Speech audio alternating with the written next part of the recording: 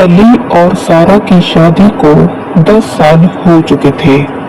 वक्त के साथ साथ जिंदगी की मसरूफियात ने उनके रिश्ते में वो चमक कम कर दी थी जो शादी के इब्तदाई दिनों में हुआ करती थी, मगर मोहब्बत दिलों में अब भी मौजूद थी, छुपी हुई, खामोश सी।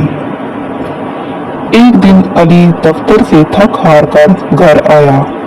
सारा ने खामोशी से उसका इस्तकबाल किया, खाना गर्म किया और मेज पर रख दिया।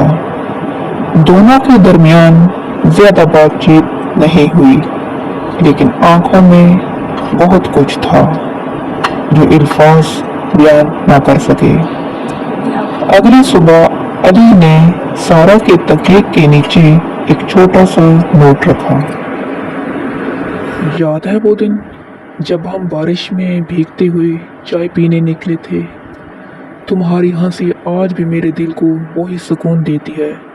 तुम मेरी जिंदगी की सबसे खूबसूरत हकीकत हो।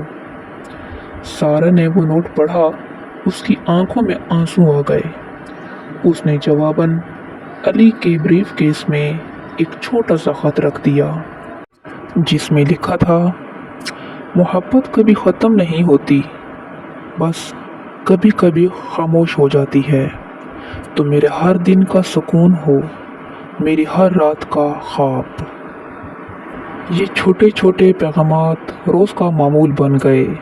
उनके रिश्ते में दोबारा मोहब्बत की खुशबू फैल गई, जैसे ख़ज़ां के बाद बहार आ गई हो।